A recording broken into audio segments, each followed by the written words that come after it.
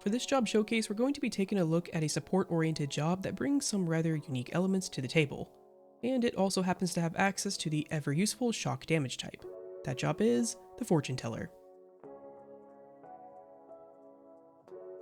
But before we get into the video, just a quick reminder that you can find links to all of my Yakuza Like a Dragon coverage, including an overview of the battle system, the job system, and more in the video description.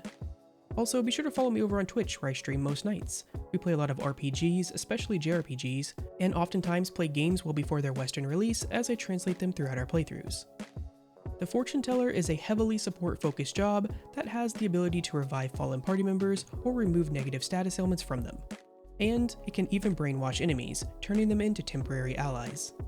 It does also gain access to some physical and magic offensive abilities, but for damage purposes, only its magic ones actually matter. Stat-wise, the Fortune Teller has abysmal attack and defensive stats, and an equally low HP, though it does gain 10% resistance to all 3 elemental damage types. However, the Fortune Teller has one of, if not the highest magic stats in the entire game, allowing it to deal impressive magic damage to enemies when not trying to brainwash them or support the party. The weapon of choice for the Fortune Teller is the Crystal Ball, which is odd, as despite dealing physical blunt damage with its standard attacks, it also restores MP on hit, something usually reserved for magic weapons in Yakuza Like a Dragon. As with other non-primary jobs, there are certain requirements that must be met in order for a character to actually become a Fortune Teller. For Ichiban, he must be at least character level 20 and have an intelligence of 7.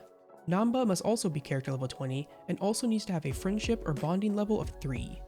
For Adachi, you must get him to at least character level 25 and have a friendship or bonding level of 5. And finally, for the 2 characters I'm not mentioning in order to avoid spoilers, they need a character level of 25 and a friendship or bonding level of 5, and a character level of 20 and a friendship or bonding level of 4, respectively. Job abilities for the Fortune Teller can be broken down into 2 categories, offensive and support. Offensively, the job gains access to both physical blunt damage and magic damage. Compass and Leyline Divination both deal physical blunt damage, which, as a Fortune Teller, isn't very impressive, but they do have a chance of causing brainwash, so they aren't exactly useless either. The truly impressive ability that the Fortune Teller gains access to is Thunder Divination, which deals magic shock damage to an enemy with a chance of causing paralysis. I've stated it in other videos, but shock damage is incredibly useful in the later half of the game, and the Fortune Teller is a way for all male party members to gain access to that damage type. Also, this ability hits like an absolute truck when used by the Fortune Teller itself, with its absurdly high magic stat. For support, the Fortune Teller gains another impressive character ability in Soul Salvation, which can revive a target fallen ally.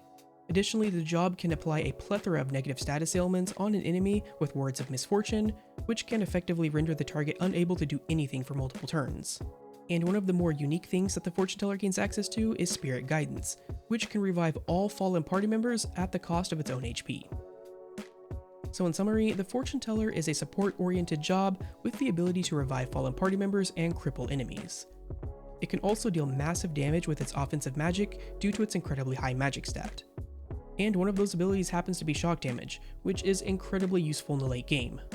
Additionally, the job provides 2 very useful character abilities, the aforementioned shock damage magic ability and a revive. And that about does it for this quick overview of the Fortune Teller job in Yakuza Like a Dragon. As always, if you have any questions, feel free to ask in the comment section below. And if you enjoy the content and want to support the channel, please be sure to leave a like and consider subscribing. Also, don't forget you can catch me over on my Twitch channel or my Discord server, both linked in the video description. Until next time, take care.